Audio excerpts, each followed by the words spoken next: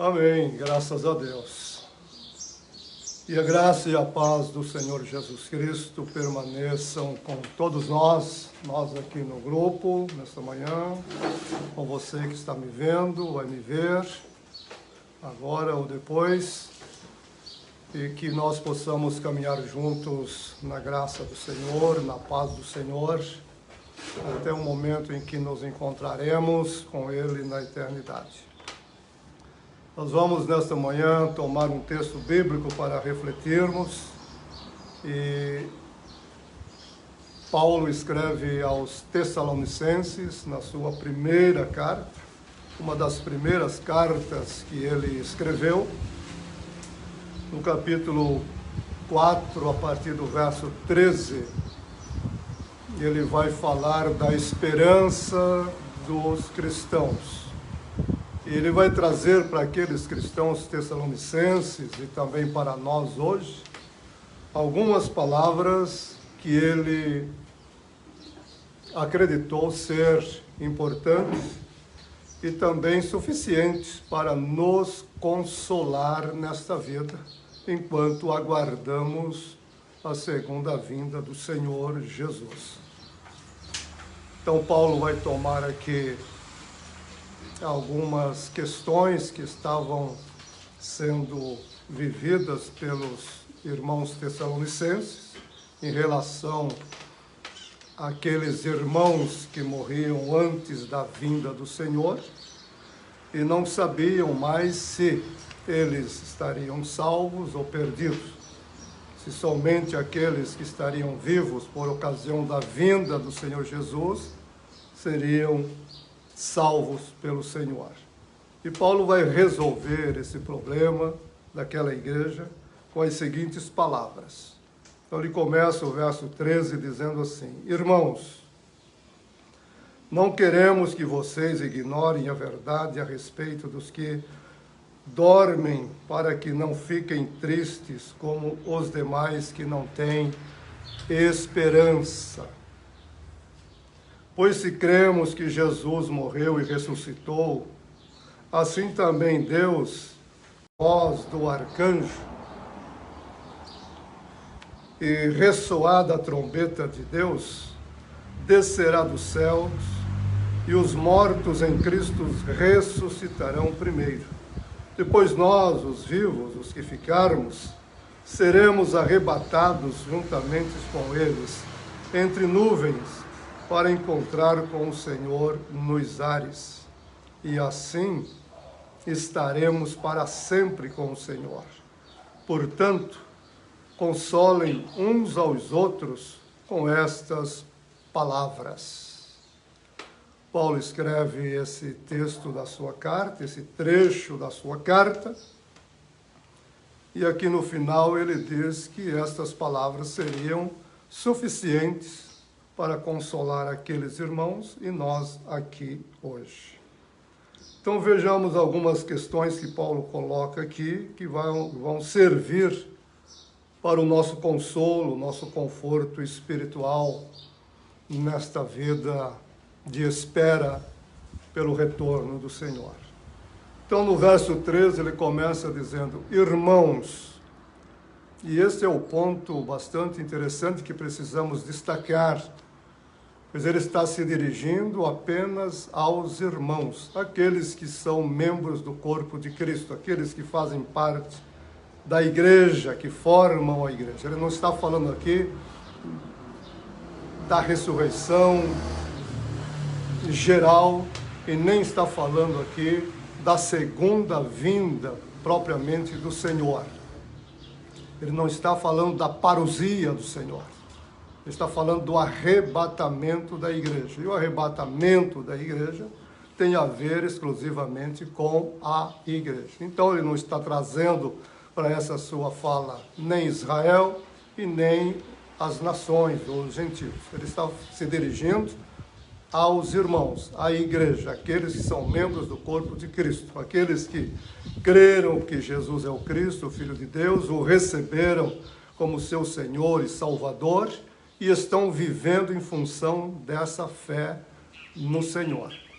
Então é uma palavra que diz respeito apenas à igreja. Se você é membro da igreja, se você é membro do corpo de Cristo, se você é membro de Cristo, se você está em Cristo, vivendo em Cristo, seguindo com Cristo, então é a palavra para você que Paulo está trazendo.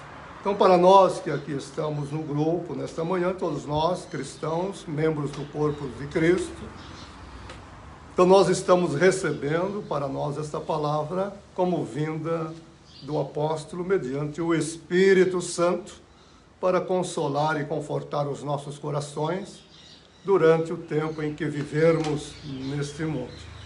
Então não deixemos de pensar isso. Não colocaremos aqui, pois Paulo não o faz, nenhuma outra situação que não seja exclusiva da igreja. Então ele diz, irmãos. Depois, na sequência, ele diz, não quero que vocês ignorem.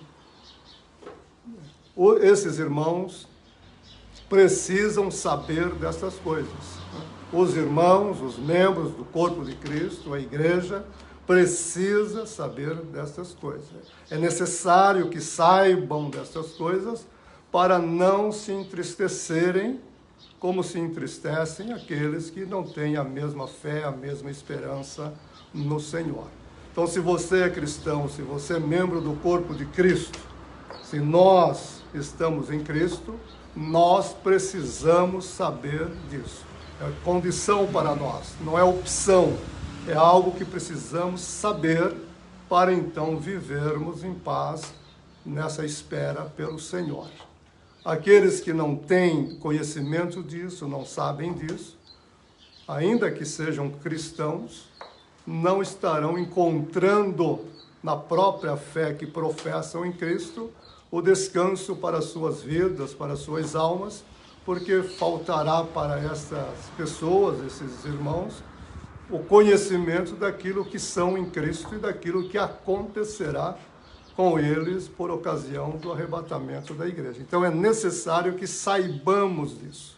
Então não é uma opção, isso aqui é condição para você, para mim, para nós que somos cristãos e estamos em Cristo. Então ele diz, não quero que ignorem a verdade a respeito dos que dormem, para que não fiquem tristes como os demais que não têm esperança. Então, é a verdade a respeito daqueles irmãos queridos, amados, irmãs, que antes da vinda do Senhor deixarão desta vida presente. Dormirão no Senhor ou morrerão fisicamente.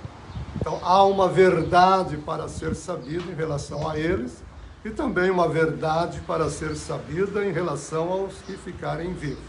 Então, trata-se da igreja, trata-se de uma necessidade, trata-se de um conhecimento que vai evitar que percamos o ânimo durante essa nossa caminhada no Senhor e com o Senhor. No verso 14, ele diz o seguinte, pois se cremos que Jesus morreu e ressuscitou, então ele traz aqui duas questões, e são duas questões que definem tudo o que ele vai dizer daqui por diante. E essas duas questões, elas se completam com outras duas questões. Então nós temos aqui dois fatos históricos. Cristo morreu, histórico. Cristo ressuscitou, histórico. Então, na história, ainda que não seja a história oficial, científica, mas a história tal como nós compreendemos por aquilo que lemos, pelo testemunho que temos nos Evangelhos e no Novo Testamento, o homem Jesus de Nazaré morreu, foi crucificado. Isso foi testemunhado por muita gente. Todos que estavam ali em Israel viram que o Senhor morreu. Então é o fato histórico esse. Mas junto com esse fato histórico há um fato doutrinário ou teológico, porque ele é fato, foi testemunhada por muita gente. Então, os discípulos depois estiveram com o Senhor, e o testemunho de João, o evangelista, é um dos testemunhos mais tocantes desse fato. Ele diz que quando ele entrou no túmulo vazio e viu os lençóis e os lenços arranjados de tal forma que seria impossível alguém ter saído de dentro deles sem perturbá-los. Então João vai dizer que o modo como os lençóis estavam ali na sepultura e o lenço era a prova de que o Senhor havia ido de dentro daqueles objetos sem tocá-los, sem perturbá-los, sem desmanchá-los. João vai dizer que seria impossível desenrolar o Senhor daqueles lençóis e lenços e depois enrolá-los tal como estava no corpo dele. João diz, eu vi e quando eu vi, eu criei. Eu não tinha dúvida. Ele saiu de dentro desses lençóis e desses panos. Mas depois o Senhor aparece a Maria Madalena, aparece aos 12, aos 11, depois aparece a mais 500 irmãos, diz Paulo, aparece ao próprio Paulo. Então, que o Senhor Jesus ressuscitou é um fato histórico, testemunhado por muita gente. Mas junto com a ressurreição do Senhor, nós aprendemos que Paulo, escrevendo aos Romanos 4:25, diz, ele ressuscitou para a nossa justificação. Ele ressuscitou para que fôssemos justos. Então, que Jesus ressuscitou é fato histórico. Que ele ressuscitou para nossa justiça é fato teológico, é fato doutrinário. Então, nós cremos que ele morreu, cremos que ele morreu pelos nossos pecados, cremos que ele ressuscitou e cremos que ele ressuscitou para a nossa justiça. Resumindo isso, Paulo quer dizer que aquilo que o Senhor Jesus é e fez é suficiente para garantir a nossa redenção eternamente. Notem, isso é importante você guardar. Aquilo que Jesus Cristo é em si mesmo e aquilo que ele fez é suficiente para garantir a nossa redenção, a nossa salvação, a nossa justificação, a nossa santificação, a nossa reconciliação com Deus, ou seja, a nossa vida salva para sempre. Então, o que Cristo é e o que Cristo fez é que resolve a nossa questão, é que resolve a questão do mundo. Paulo diz, se nós cremos que isto é verdade, nós não poderemos alimentar em nós nenhuma dúvida sobre coisa alguma. Teremos que nos descansar nisso, tranquilizar o nosso coração em relação ao que Cristo é e o que Ele fez por nós e esperarmos com alegria, com gozo, o dia em que nós nos encontraremos com Ele para estarmos com Ele eternamente. Então, o que vai definir todas as questões para Paulo e agora para nós é o que Cristo é e o que Cristo fez. Independentemente de qualquer outra coisa, qualquer outra situação. Nós nos valemos do Cristo, tal como Ele é, e no Cristo que realizou por nós a obra redentora. Então, Paulo diz, pois se cremos que Jesus Cristo morreu e ressuscitou, isso é suficiente, isso basta, nada mais se acrescenta a isso. Então, se você crê nisso, tranquilize o seu coração, tenha paz, tenha consolo, tenha toda a alegria da vida, porque você está vivendo a verdade do Cristo. E ele continua então no verso 14, dizendo, assim também Deus, mediante Jesus e com Jesus, trará os que morreram. Então, se o cristão morre antes do arrebatamento, não importa que se já temos 2000 anos da história do cristianismo, todos que morreram e todos que morrerão até Cristo arrebatar a sua igreja, no momento do arrebatamento, todos eles ressuscitarão. Todos eles serão ressuscitados pelo mesmo Deus que ressuscitou o Senhor Jesus. A Bíblia, ela diz que Jesus foi ressuscitado por Deus, Jesus foi ressuscitado por Ele mesmo, Jesus foi ressuscitado pelo Espírito Santo. Veja que a Bíblia não faz distinção. Jesus ressuscitou, isso é o importante. Deus, o Pai, estava na ressurreição, o próprio Jesus, Filho, estava na ressurreição, o Espírito Santo estava na ressurreição. Então a ressurreição é uma obra de Deus, amém, nós dizemos. Então a morte de Cristo é uma obra de Deus. Vamos começar no começo. A encarnação do Verbo é uma obra de Deus, Pai, Filho e Espírito Santo. A morte expiatória de Jesus é uma obra de Deus, Pai, Filho e Espírito Santo. E a ressurreição de Jesus é uma obra de Deus, Pai, Filho e Espírito Santo. Então, não ter preocupação se num lugar diz o Pai, outro lugar diz o Filho, outro diz o Espírito Santo. É Deus triuno trabalhando pela redenção do mundo. Então, no momento do arrebatamento, todos que morreram, aqui como nós vimos no início, dizendo da igreja, todos que morreram serão ressuscitados, voltarão à vida de uma forma glorificada. Não só ressuscitarão, mas serão também glorificados conforme o corpo glorificado do Senhor Jesus.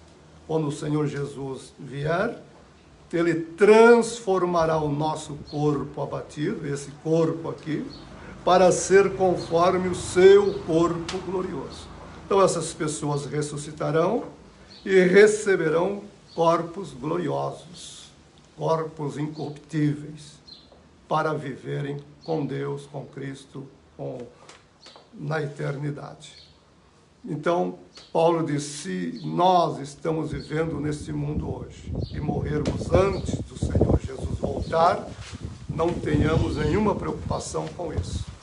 Porque quando Ele voltar, nós seremos ressuscitados, transformados, glorificados e estaremos com Ele. E aí no verso 15 ele vai dizer, e pela palavra do Senhor. Aqui é interessante, Paulo não nos diz de onde ele tirou a palavra do Senhor. Ele não diz se o Senhor falou diretamente para ele, se ele recebeu isso através da tradição oral daquele tempo, que aqui quando Paulo está escrevendo, os evangelhos ainda não estavam escritos. Então, de onde Paulo tirou esta palavra, ele não disse. Ele só disse que vai falar o que vai falar agora, pela palavra do Senhor, como que o Senhor estivesse falando. Seja uma revelação direta do Senhor para Paulo, seja uma informação que ele recebeu através da tradição oral pelos irmãos, seja a maneira que for, para nós não faz nenhuma diferença. O que é importante é aceitarmos o fato de que esta palavra é do Senhor. É uma palavra que vem para nós da parte do Senhor Jesus. É o Senhor Jesus falando conosco a respeito daquilo que nós vamos ser e receber dele no futuro. Então ele vai dizer, pela palavra do Senhor, ainda lhes declaramos o seguinte, nós, os vivos, os que ficarmos até a vinda do Senhor, de modo nenhum precederemos os que dormem. Então, aqueles cristãos que estiverem vivos por ocasião do arrebatamento da igreja, não serão levados para o Senhor primeiro do que os que estão mortos. Haverá um arrebatamento, a palavra rapto, né? Serão raptados pelo Senhor. A palavra arrebatamento aqui vem de ladrão, né? O ladrão que rouba, o ladrão que furta. Então o Senhor arrebatará os vivos, transformará esses vivos em corpos gloriosos, e ao mesmo tempo os que morreram serão ressuscitados e glorificados, transformados e glorificados. Tanto os que estavam vivos como os que estavam mortos se encontrarão. Note a beleza desse momento, a grandeza desse momento. Todos os cristãos que morreram até aquele momento, todos que estarão vivos naquele momento, passarão por uma transformação radical e todos eles se encontrarão, se reconhecerão, porque estarão conscientes e cientes de si e das coisas, tanto daquele momento, como do passado, como do que virá pela frente. Quer dizer, nós estaremos ali nessa condição esperta, juntos, todos juntos, encontraremos o Senhor nos ares. Então seremos levados em nuvens. Paulo também não diz para nós que nuvens são essas. Há muitas opiniões a respeito, mas não importa que nuvens são essas. Importa que nós seremos arrebatados, transformados, ressuscitados, transformados, glorificados, nos encontraremos e encontraremos o Senhor nos ares. Esses ares também Paulo não diz aonde fica.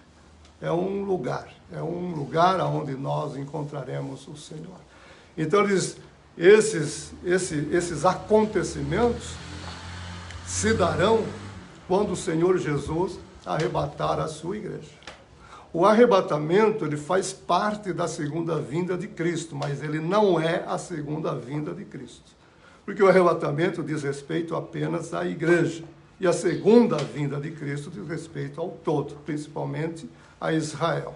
A parousia do Senhor tem por objetivo salvar Israel e estabelecer o reino de Deus no mundo.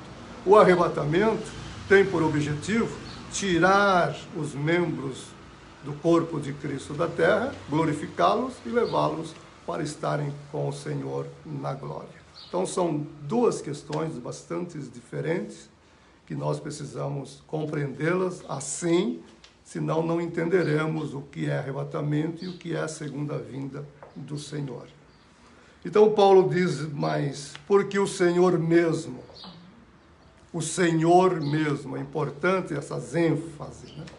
O Senhor mesmo, dada a sua palavra de ordem, ouvida a voz do arcanjo e ressoada a trombeta de Deus, descerá dos céus. Então haverá todo um movimento, haverá toda uma situação determinada por Deus para este acontecimento. Jesus diz que esse dia e hora ninguém sabe, apenas o Pai. E aqui nós vemos todo um movimento celestial desde a criação. Deus criou o universo espiritual, material, com tudo que nele existe. E o Cronos está relacionado à criação e o desdobrar dessa criação. O Kairos, que é o tempo de Deus, está relacionado ao tempo eterno, assim os teólogos o chamam.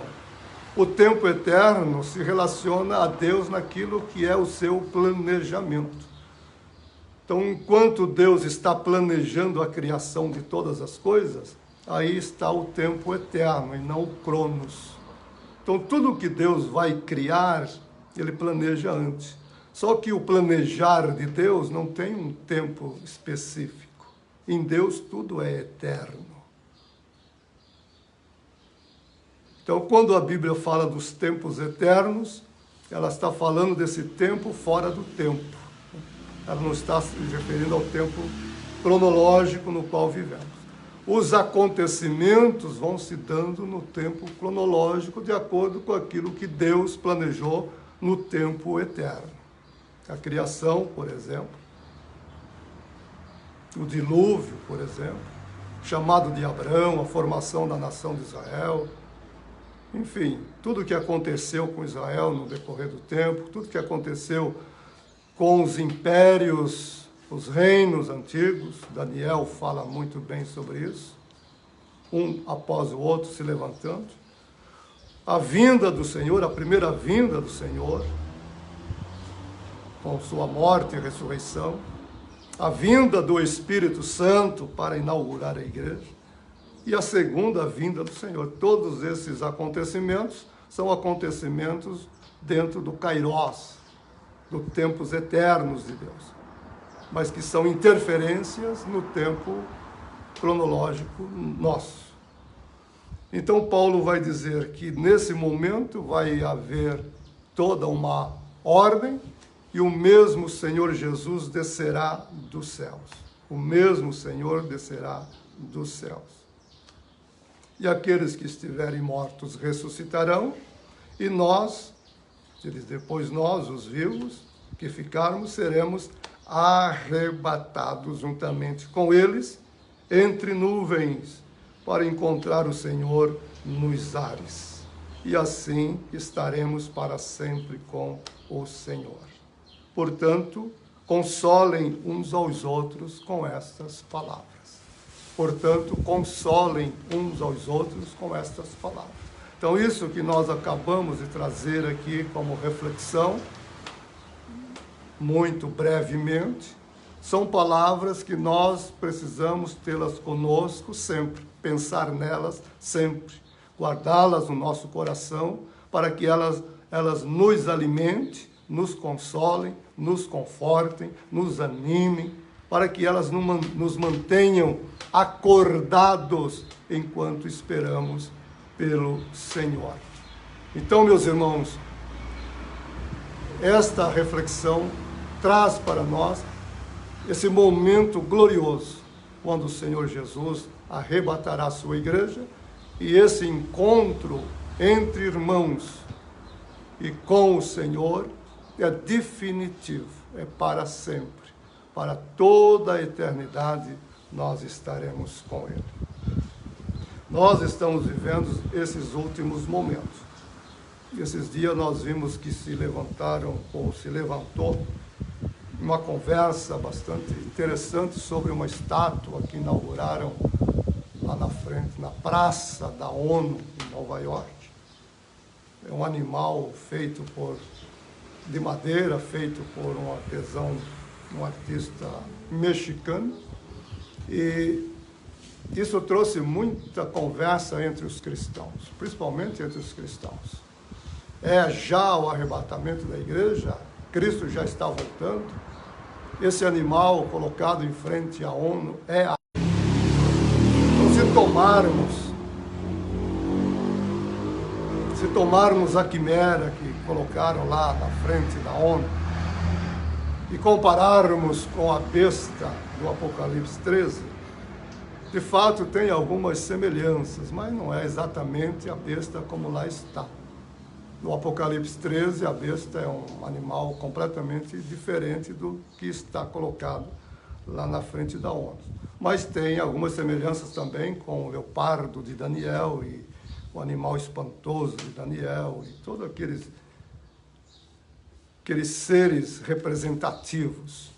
Mas o que é importante para nós, cristãos, é compreender que essas figuras mitológicas e essas quimeras todas, elas não devem jamais nos impressionar em momento algum, nos incomodar em tempo algum.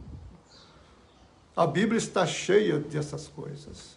O Apocalipse tem várias imagens desse tipo, que são apenas figuras. Não é um sinal de que o Senhor Jesus já está vindo. Que o Senhor Jesus vai vir, isso é evidente. Ele virá a qualquer momento. Eu creio que sinais poderosos que nós poderíamos pensar a respeito da segunda vinda do Senhor são outros.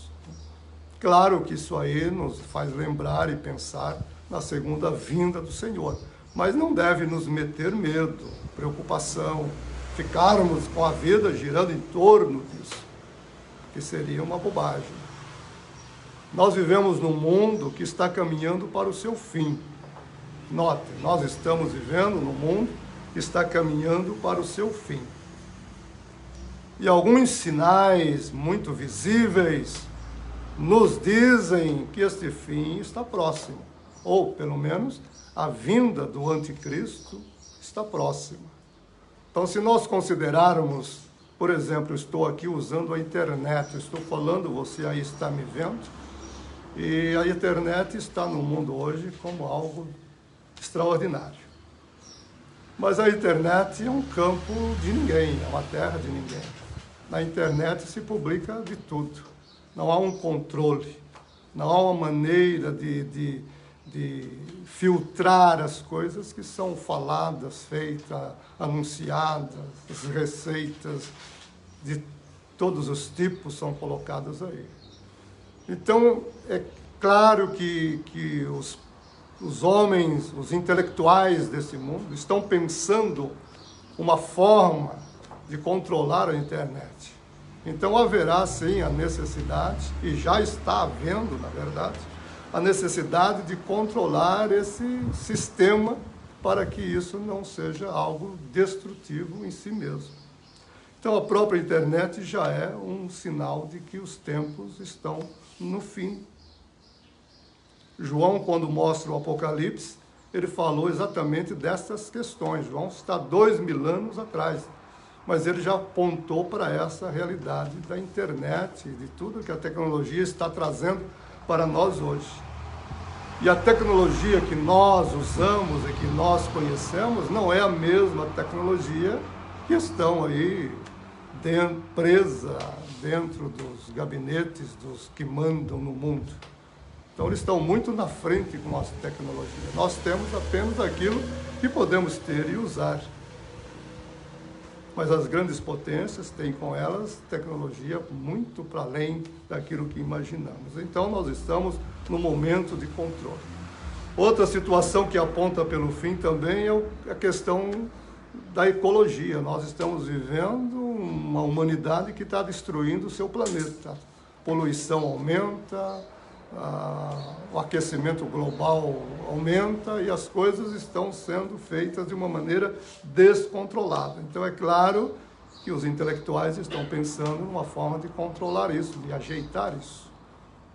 Também temos o sinal importante em relação à finança desse mundo, como que a finança do mundo se dá. Então há todo um movimento também de controle do sistema financeiro do mundo. Então são várias questões que mostram para nós que de fato há uma necessidade urgente de controle da internet, de controle da ecologia, controle da finança, controle de tantas outras questões. Mas quem vai fazer esse controle? Quem vai se levantar para controlar isso? Então a Bíblia nos diz, um virá e fará isso. Como ele se articulará para fazer isso, nós não sabemos, mas é claro que passará por todos esses sistemas que nós temos hoje já de controles relativos das coisas. A ONU, por exemplo, é um deles.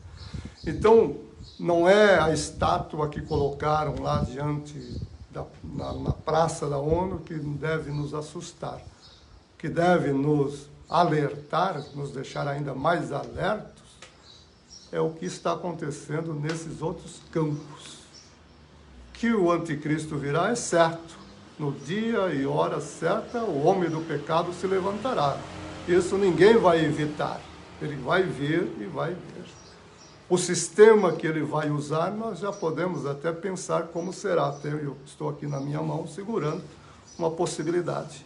E assim outras questões que hoje sabemos estará disponível para o controle mundial de todas as coisas. Então, meus irmãos, estas palavras do apóstolo Paulo em relação ao arrebatamento da igreja, a ressurreição dos santos, a transformação dos santos, a glorificação dos santos, o encontro dos santos entre si, o encontro dos santos com o Senhor e o estar com o Senhor para toda a eternidade, deve nos consolar, nos tranquilizar e nos fazer caminhar em paz porque é isso que nós esperamos. O que está acontecendo fora disso não nos diz respeito diretamente, serve apenas para nos alertar em relação ao que já sabemos, mas não para nos preocuparmos e ficarmos apavorados.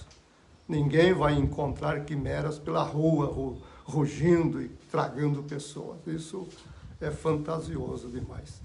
Então, que Deus nos abençoe, que Deus nos guarde, que Deus nos ajude, que nós possamos crescer nisso, pensar mais profundamente nessas palavras do Senhor, porque é aí que está a nossa paz e segurança, e não nessas outras coisas. Deus te abençoe em nome de Jesus. Deus nos abençoe aqui, nós, em nome do Senhor Jesus.